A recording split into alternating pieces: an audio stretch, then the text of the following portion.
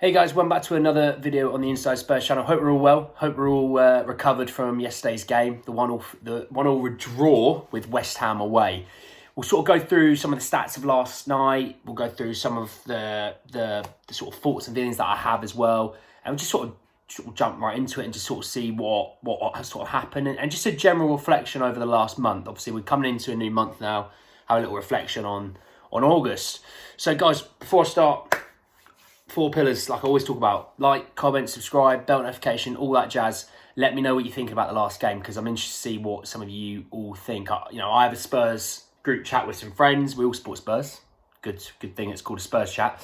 And there was definitely some anguish and an annoyance in the game, and there was then there was positivity when it all sort of died down and settled down.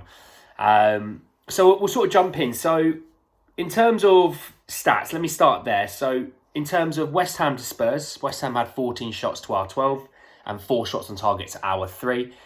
We did have 62% possession to their 38, obviously. So it shows we had the ball, but it shows we didn't really do a lot with it. And West Ham are a very counter-attacking team, a bit like us. They're very sort of, will defend very, very deep, and then will pray and hit you on a counter-attack with a long ball to Antonio, which worked. They got up the pitch really well. Souček's driving runs, obviously got the goal for him as well, which didn't help. But the thing is with Antonio bullied our 3 centre-halves. Maybe not as much Sanchez, but more so the other two, but he definitely bullied them. He targeted the left-hand side of that defence, which is something to be wary of, I guess, if we do play a physical striker, aka Mitrovic, this weekend. That Longley may be an option to bring into the team. Playing up from the back was good in the first half, okay? We were getting the ball a lot to Davies in space, who then was getting Perisic into a lot of space, and Perisic was absolutely bullying Kufal.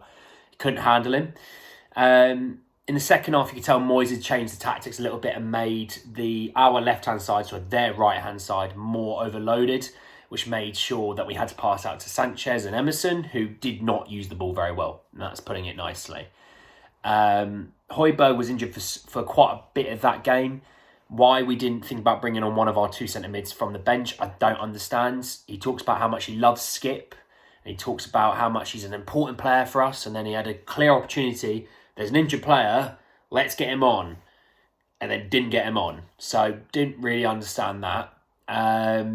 Yes, Skip may not give you 35, 40 minutes of gameplay. But you can sure as I'll give you 10 minutes, maybe 15 minutes. The fact we only brought a sub on in the 76th minute, and it's our big summer signing, our biggest signing we've signed in the club's history, it shows that the man, when he talks about, I want all this depth, I want to be able to use the 5 subs, he didn't use the 5 subs. Oh, we didn't have a lot of attacking options. Okay, well, Richarlison's one. Doherty would be a better attacking option than Emerson. And if you really want, you could put Perisic further forward and Session at left wing back. Yes, they're 2 defenders, but they can add something different, a different dimension to the team. So I think we kind of missed out a little bit there.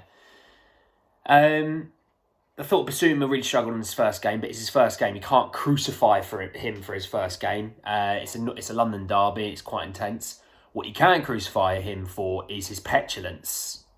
Punching the ball away 20 minutes into the game was unnecessary at best.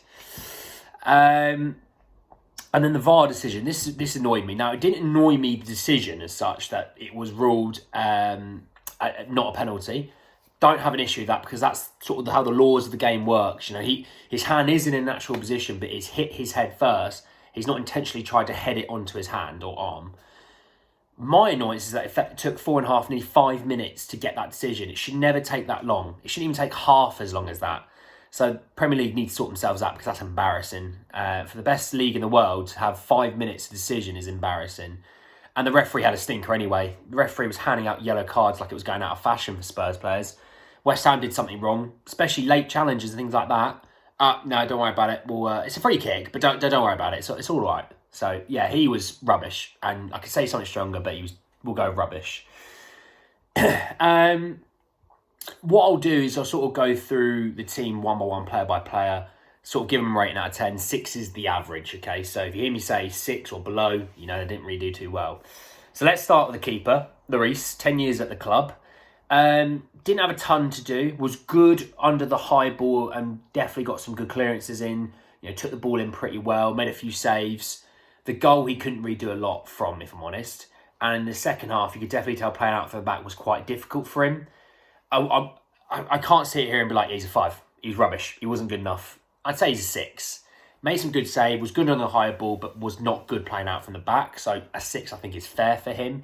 I saw people giving him 5, but I think that's in the heat of the moment. You're angry that he's conceded and you think it's his fault, and it's not his fault.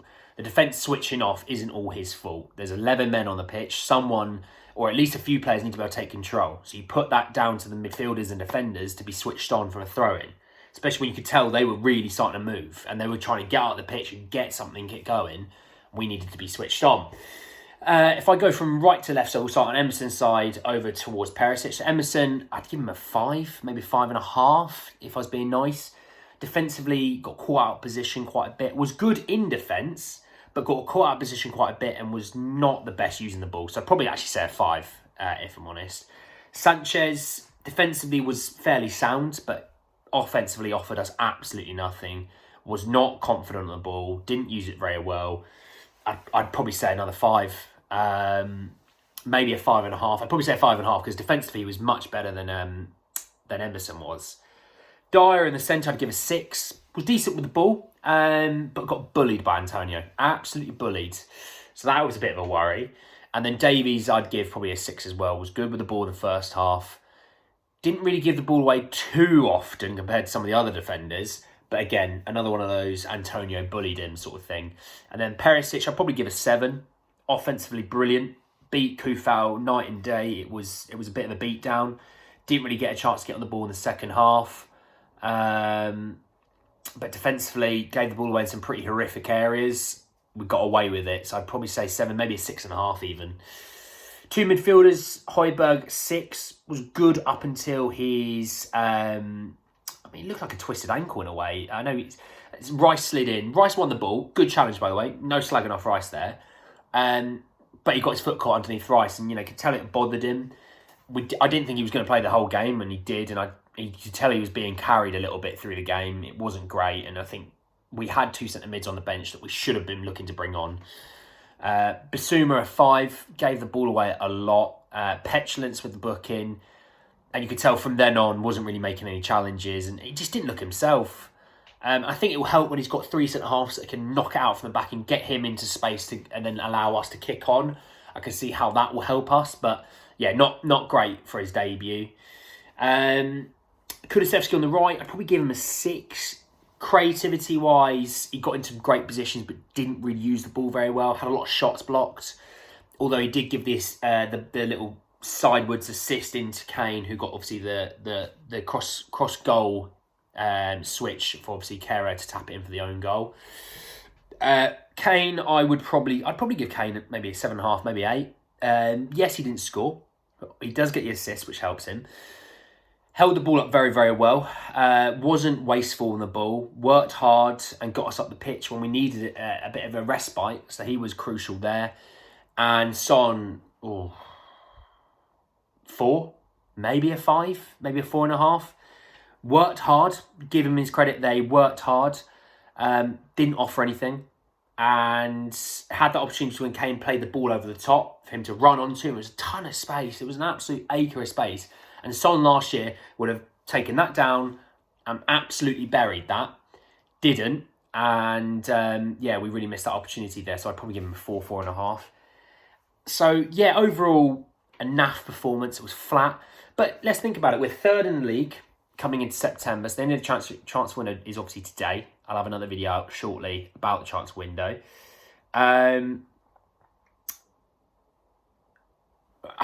It's a difficult one. We were flat, but you know what?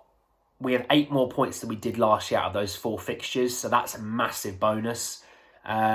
We still haven't played well, and Son hasn't really got going yet. So once Son gets going and we start playing well, it could be a whole different story in terms of our team. And that's exciting. We should be excited about that prospect. We should be excited that we're still undefeated top 3, and we haven't even hit our strides yet. We probably haven't got our second gear really, other than Southampton first game of the season. Speaking of Fulham, obviously that's the next game. I'll have another video out in the next couple of days talking about the preview for the game. I kind of want to talk about it post deadline day, so you kind of know where the squads are at. So we will go from there. But anyway, guys, that is the end of the video. 4 pillars, like I always say: like, comment, subscribe, bell notification. Let me know your thoughts and feelings about the game, and you know, maybe where we need to go, who needs to play a bit more, who needs to play a bit less. You kind of let me know. I've got my own thoughts and feelings. I'm happy to have a little bit of chat, and I'll start integrating a lot of your comments into videos as well. So I think maybe some people that maybe don't read the comments as much will kind of see what other Spurs fans say. Maybe it resonates with them a bit further. But there we are, guys. I will leave you to it, and I will see you all very, very soon. Take care, lads.